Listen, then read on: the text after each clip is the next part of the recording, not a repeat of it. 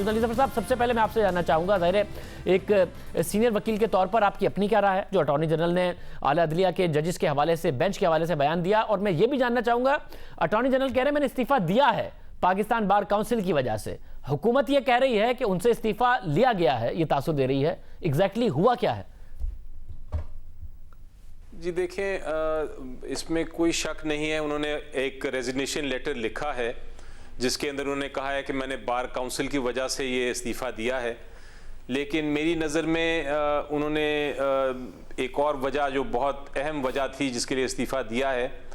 वो उनकी ये स्टेटमेंट बनी जो उन्होंने पहले दिन ही जब उनका बारी आई, जब उन्होंने बहस शुरू करनी थी तो एक इल्ज़ाम लगा दिया जुडिशरी और जजेस के बारे में, जो कि जिसके बारे में जज साहिबा ने बाद में ये भी कहा कि आप ये यहाँ साबित करें या इसकी माफ़ी मांगें। वो जो इल्ज़ाम था वो मेरे ख्याल एक इमीडिएट वजह थी। उसके बाद हुकूमत ने एक एप्लीकेशन दी अदालत में और कहा कि ये जो बयान था अटॉर्नी जनरल साहब का,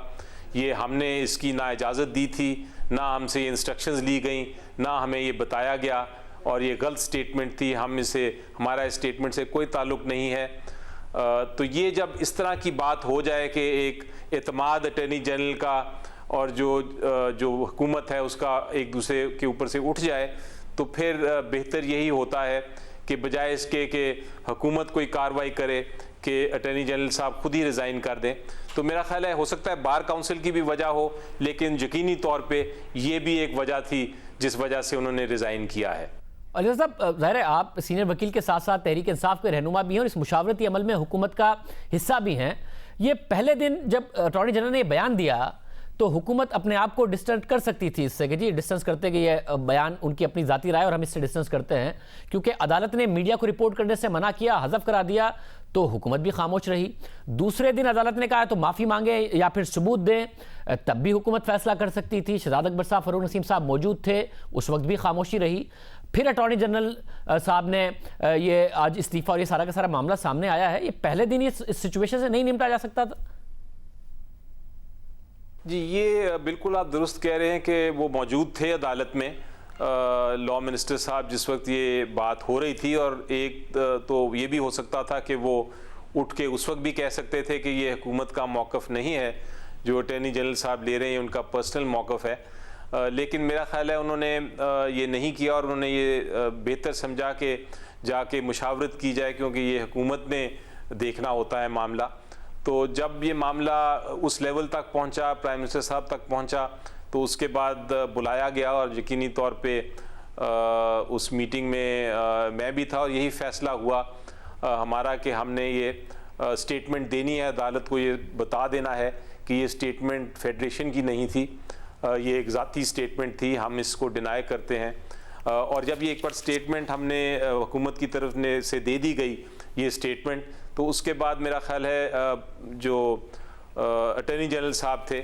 उनको ऊपर ये एक तरह से लाजम हो जाता है, और यही ट्रेडिशन है कि वो फिर इस किस्म की स्टेटमेंट जब हुकूमत दे दे उसके बाद वो रिज़ाइन ही कर दें, वरना उनका आपस में साथ चलना एज अटॉर्नी जनरल पॉसिबल नहीं रहता।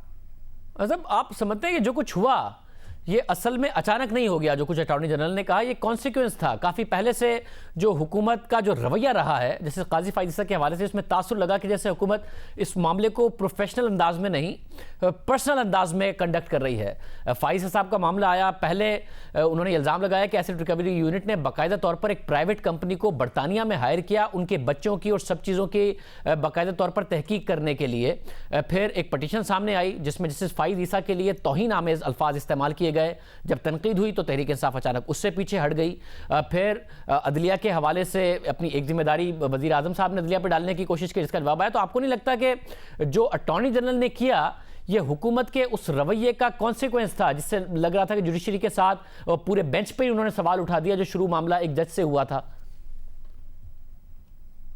जी नहीं, जिस तरह मैंने कहा कि ये अटॉर्नी जनरल साहब इसको एक्सप्लेन करेंगे बेहतर किसी मौका जब मिला उनको,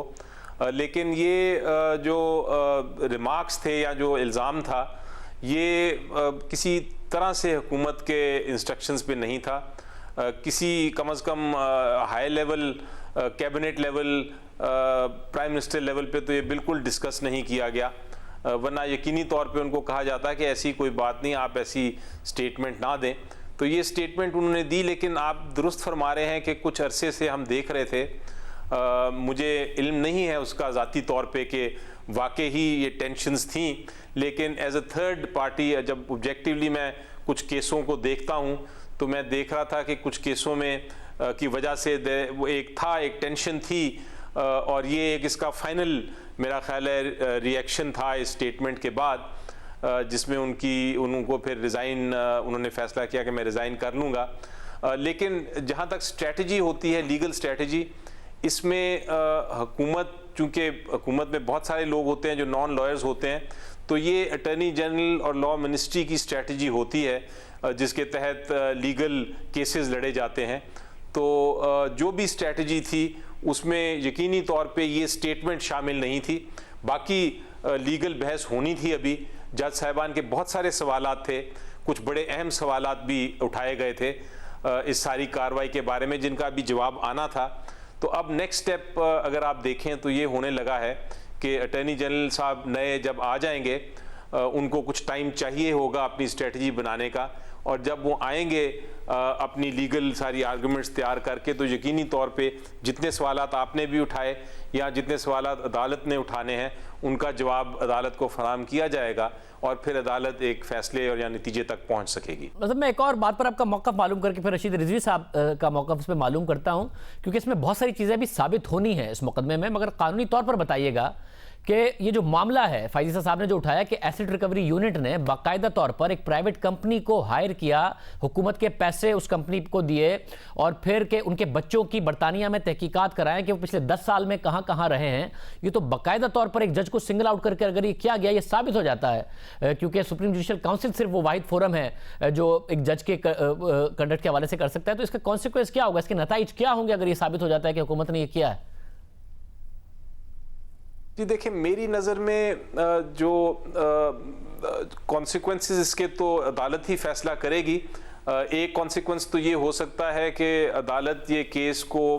इस तरह देखे कि ये रेफरेंस नाजायज़ है, गलत है, और कहे कि ये रेफरेंस ही हम कलअदम करार दे देते हैं। दूसरी तरफ अदालत ये भी फैसला कर सकती है